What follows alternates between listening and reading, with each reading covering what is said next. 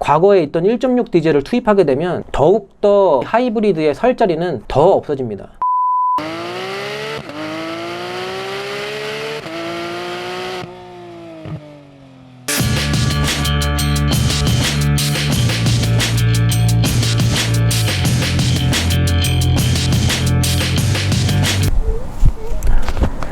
네, 안녕하십니까. 맥스페어 박승원입니다. 아직도 여전히 자가격리 4일차입니다. 네, 아직 열흘 남았네요. 직전 영상에서 투싼 엔진 추천을 좀 드렸는데 많은 분들께서 좀 댓글로 문의도 많이 주시고 하셔갖고 좀 엔진에 있어서 조금 더 세부적으로 다른 이야기를 좀 나눠보려고 합니다. 주제는요, 투싼에서의 그 하이브리드 있잖아요. 하이브리드를 제가 좀 비추를 하고 그 비추를 하는 이유에 대해서 말씀을 좀 드려볼게요. 이번 투싼 하이브리드가 좀 같이 출시를 했죠. 기존에는 투싼이 하이브리드가 없었습니다. 당연히 뭐 1.6 디젤, 2.0 디젤, 그리고 1.6 그 가솔린 터보 모델 해갖고 지금 현재는 요거 있고 요건 지금 안 나오고 있죠. 요거 안 나오고 있고 여기에 지금 요 하이브리드가 추가됐는데 지금 요 뒷좌석 밑에 의자 밑에 배터리 팩이 들어가고요. 그리고 주황색 고압선들 보이시죠? 그리고 요 변속기 쪽에 모터가 들어가서 하이브리드를 구성하고 있는 모습이고요. 그러면 잡설 줄이고 바로 한번 하이브리드에 대해서 살펴보도록 하겠습니다. 하이브리드만 6단 변속기를 채용을 하고 있고요. 제가 요 직전 영상에서는 가솔린 터보, 1.6 가솔린 터보는 이 7단 DCT가 있어서 울컥거림도 심하고 내구성 문제도 있기 때문에 요거 자체를 좀 비추를 한다. 고 말씀을 드렸습니다. 근데 지금 보면은 하이브리드는 중점적으로 봐야 될 게 딱 두 가지인 것 같아요. 유지비 중요하죠. 하이브리드를 구매하는 이유는 유지비죠. 그리고 가격. 비싼데도 불구하고 연비가 좋으니까 사는 게 하이브리드잖아요. 그래서 이 두 가지를 집중적으로 봐야 될 것 같습니다. 유류비에 앞서서 연비를 좀 먼저 살펴보면요, 이 가장 높습니다. 휘발유인데도 불구하고 16.2의 연비를 나타내고 있고요. 그리고 하이브리드답게 이 앞에가 시내 연비인데요, 이 시내 연비가 훨씬 높게 나오고요, 고속 연비가 떨어집니다. 일반 내연기관만 있는 차들은 뭐 가솔린 디젤 상관없이 당연히 고속 연비가 더 뛰어나고 가솔린에서도 당연히 고속 연비가 뛰어난데 하이브리드만 그런 구조적인 특징으로 인해서 고속 연비보다 시내 연비가 더 뛰어납니다. 시내에서만 더 그 배터리 팩의 도움을 좀 더 많이 받을 수 있기 때문에 이 16.9라는 시내 연비를 보여주고 있고, 뭐가 됐건 복합 연비는 16.2로 좀 높습니다. 공차 중량은 디젤이 원래 가솔린보다는 좀 무거운데, 가솔린하고 디젤하고 하면 디젤이 좀 더 무거운데 그 무거운 디젤이 1590이고요. 하이브리드가 똑같습니다. 1590. 그리고 가솔린이 1490으로 100km 가볍습니다. 그러면 1년에 15,000을 탄다고 했을 때 경유 1200원 잡고 휘발유 1400원 잡았을 때 들어가는 유류비 복합연비로 계산했고요. 당연히 복합연비 요거랑 요걸로 계산을 해보면 1년에 120만원, 130만원이에요. 결국에는 유류비가 약간 경유가 저렴하다 보니까 부족한 연비를 커버하고도 좀 남는 거죠. 그래서 이게 10만원 더 저렴하고요, 1년에. 그러니까 뭐가 됐건 돈을 더 주고 하이브리드를 사도 실제 유류비 면에서는 디젤이 좀 더 저렴하다라는 게 어쩔 수 없는 팩트죠. 유류비 면에서는 더 유리하고요. 그리고 만약에 나는 시내 운전을 많이 한다. 근데 하이브리드는 복합 연비를 보면 시내 연비가 더 뛰어난데, 시내 연비. 그러면 얘도 시내 연비 대 시내 연비로 하면 그래도 겨우 비슷해지거나 하이브리드가 유리하다고 해도 유의미한 정도의 차이를 보여주기는 힘듭니다. 그래서 디젤 대비해서 하이브리드가 갖는 효율의 이점, 그러니까 효율에는 이점이 있지만 공학적으로만 보면 효율엔 이점이 있죠. 같은 부피의 연료를 줬을 때 더 멀리 가기 때문에 효율의 이점은 있지만 결국에 우리가 중요한 거는 이 공학적인 이런 이 부피 대비 갈 수 있는 거리가 아니라 돈이잖아요, 돈. 돈만 따져보면 돈 아끼자고 하이브리드를 비싼 돈 주고 사는 건데 이점이 없다라는 게 결론이고요. 그로써 보면은 이 하이브리드 1.6 터보의 연비는 아쉽다라는 게 결론이 됩니다.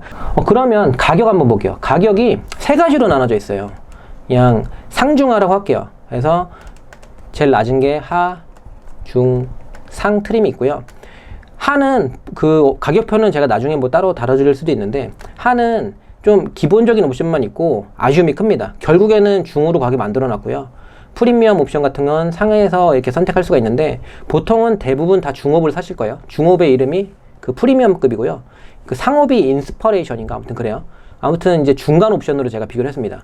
중간 옵션으로 비교하면 선택 옵션, 뭐 내비게이션이나 뭐 스마트 크루즈 컨트롤, 뭐 파노라마 썬루프 이런 거 전혀 선택하지 않고 그냥 딱 중간 옵션의 가격만 저희가 이제 왁구만 보는 거니까 이 비교를 하게 되면 가솔린이 당연히 제일 싸죠. 2,640만 원입니다. 제가 뒤에 사실 만원 단위도 있는데 만원 단위에 2만 원, 3만 원은 다 절삭했고요. 2,640만 원이 이 중간의 가격입니다. 가솔린. 근데 이 가솔린에서 디젤로 넘어가면 추가 비용 190만 원 내게 되고요. 190만 원 내서 2,830만 원을 내게 되면 디젤 선택이 가능합니다. 근데 여기서 문제는 효율을 얻기 위해서 하이브리드를 선택하면 가격 상승폭이 상당히 큰데요. 지금 약간의 감면 혜택이 있어서 요 가격이 적용이 되어 있는데 사실 제조사에서 진짜 어떠한 감면 혜택도 없이 그대로 노빠꾸로 그냥 갖다 박으면 3,210만 원이에요. 그러면 휘발유 대비해서 570만 원이 비쌉니다. 근데 지금 현재는 사실 요거는 좀 번외로 하고요. 지금 현재는 요 가격에 판매되고 있으니까 3,070만 원이고 그러면 이거 대비 430만 원이 비쌉니다. 예, 엄청 비싸죠. 이거 대비해도 200만 원 이상 비싼 거니까 디젤 대비해서도 200만 원 이상 비싼 거고요. 근데 사실 여기서도 좀 추가적으로 세제 혜택이 좀 들어가요. 그래서 뭐 한 150만 원 내외 정도 될 것 같고요. 이것도 좀 복잡한 게 계산식도 복잡하지만 내년이 되면은 뭐 그 지원금이 90만 원에서 40만 원으로 50만 원 정도 준다는 뭐 그런 얘기도 있고 좀 이 지원금 개념이기 때문에 좀 세제 혜택 개념 이런 게 포함되어 있어서 유동적입니다. 근데 실제로 구매하게 되는 가격은 이 휘발유 대비해서 430 비싼 건 아니고요. 여기서도 세제 혜택 같은 게 좀 추가되게 되면은 한 150만 원 내외 정도의 할인이 있기 때문에 한 300만 원 정도만 비싸지게 돼요. 300만 원.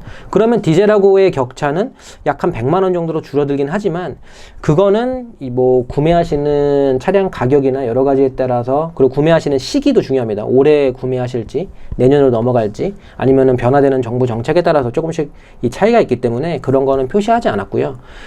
뭐가 됐건 차값만 보면 상당히 차이 크죠. 휘발유 대비해서 무려 430만 원이나 비싸고 못해도 300만 원 비싸고 못해도 300만 원 비싸고 디젤 대비해서도 뭐 한 돈 100만 원 이상 비싸기 때문에 효율을 위해서 1.6 하이브리드를 간다는 건 조금 아이러니해집니다.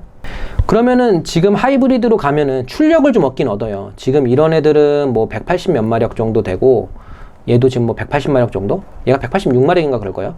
근데 얘가 복합 합산 마력을 하면 230마력 정도가 되기 때문에 출력이 가장 높기는 하지만 하이브리드는 뭐 꼭 그런 건 아니지만 통상적으로 보면 회생제동 같은 게 적용되면서 운전에서의 어떤 이질감도 있고 재미도 좀 떨어지고 그런 부분이 좀 있기 때문에 출력만 보고서 이 돈 더 주고 하이브리드로 간다는 건 조금 아이러니한 것 같고요. 그래서 저는 결론적으로 지금 요 세 가지 엔진 라인업을 봤을 때 어쩔 수 없이 디젤을 좀 추천을 드리는 편이고 7단 DCT 노상관이다 하면은 가격 이점 보면서 뭐 가솔린 가는 것도 나쁘진 않습니다. 하지만 저는 개인적으로 제 주변의 지인이라고 한다면 뭐 7단 DCT 있으니까 타지 마라 라고 하기보다는 꼭 한번 시승해보라고 할 것 같아요. 시승 중요합니다. 이런 차 살 때는 시승 안 해봐도 상관없어요. 이게 뭐 어차피 뭐 8단 변속기 들어있고 디젤이기 때문에 아무 의미 없는데 7단 DCT 구매하실 분들은 꼭 한번 시승해보세요. 마음에 안 드실 수 있거든요. 꼭 한번 시승해보시고요. 그래서 하이브리드는 어떤 면으로 보던지 간에 추천드리기는 상당히 어려울 것 같고요. 정말 제 친한 지인이 물어본다고 하면 더욱더 이 하이브리드는 좀 비추드릴 수밖에 없는 상황입니다. 왜냐하면 예상보다 가격이 좀 높고 예상보다 이 효율이 좀 떨어지기 때문에 저는 하이브리드는 추천드리지 않고요. 가솔린도 DCT 때문에 별로 추천드리지 않고 결국에는 디젤밖에 없는데 사실 이 디젤도 좀 아쉽죠. 왜냐면 중간 가격이 2,830인데 여기서 저는 조금 떠오르는 모델이 하나 있어요. 이게 뭐냐면 이게 진짜 중요한 건데 이 모델입니다. 여기 아마 3세대 모델이에요. 3세대 투싼 IX가 2세대고 이게 3세대 모델인데 여러분 아시죠? 3세대 모델에는 1.6 디젤이 있었어요. 1.6 디젤 더하기 7단 DCT 들어갔는데 이 1.6 디젤이 복합연비가 16.3이었습니다. 엄청 높죠. 근데 이게 왜 안 나올까요? 이거 중요한 건데 이게 왜 안 나오는지를 저는 개인적으로 이렇게 생각합니다. 지금 현행 이거 다 4세대 모델이잖아요. 신형 4세대 모델, 4세대 모델, 4세대 모델, 이제 흘러간 구형 3세대 모델인데 3세대 모델에 있던 1.6 디젤의 이 7단 DCT 조합이 그대로 살아있게 되면 무슨 일이 발생하면 복합연비가 16.3이에요. 얘는 16.2인데 근데 얘는 경유 쓰잖아요. 디젤이니까.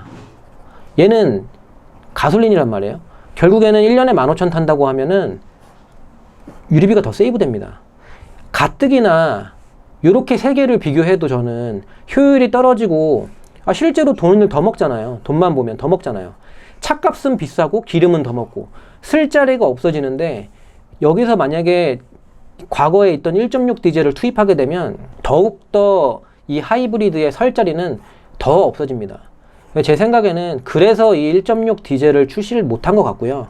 하나 아쉬운 거는 1.6 디젤이 당시에 그 중간 그 똑같이 프리미엄 등급이 옵션 차이는 좀 있겠지만 2,508만 원이었어요.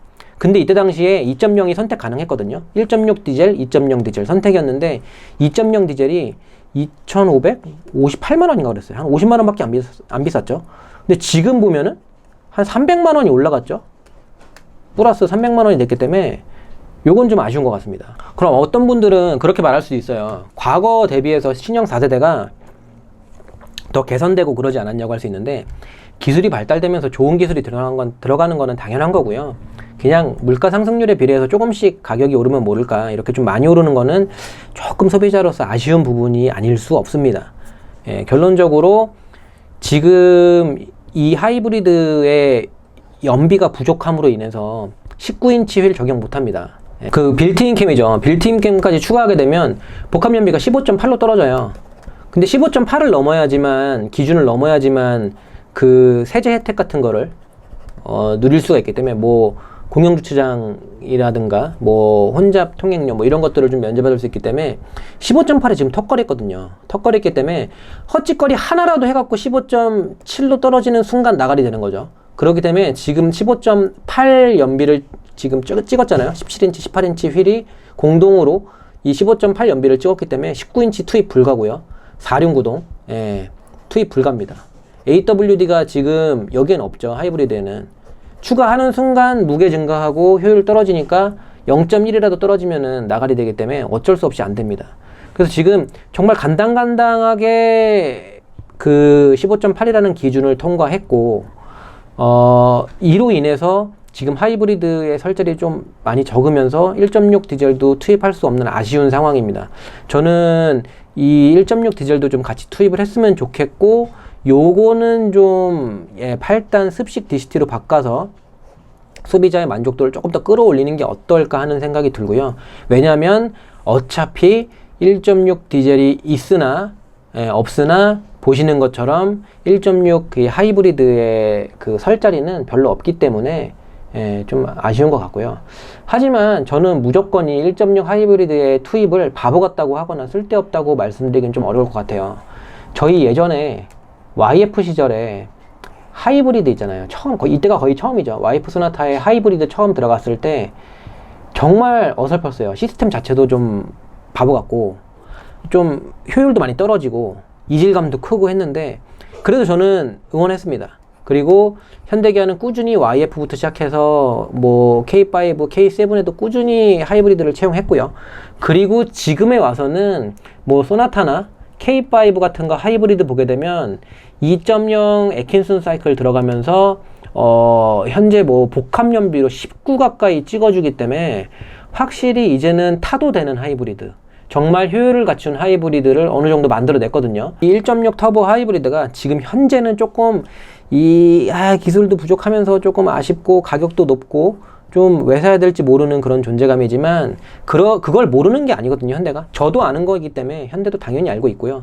그럼에도 불구하고 하이브리드를 출시한 것 자체가 저는 박수를 쳐주고 싶습니다. 예전에 YF가 좀 많이 부족했지만 지금 DM8 와서는 뭐 의미는 없지만 그 썬루프에다가 이 태양 전지판 돈 주고 달아봐야 손해죠. 하지만 이런 것까지 계속 시도를 하고 있는 현대 기아에 박수를 쳐주고 싶고요. 앞으로도 이런 주력 내연기관 모델 이외에 친환경 모델, 나아가서는 플러그인 하이브리드, 좀 더 나가서는 요즘에 대세가 되고 있는 전기차까지, 아이오닉 브랜드도 출시했죠. 전기차까지 글로벌하게 선전해 주시기를 좀 부탁을 드립니다. 그러면 오늘 영상은 여기서 마무리하고 더욱더 유익한 영상으로 찾아뵙도록 하겠습니다. 감사합니다.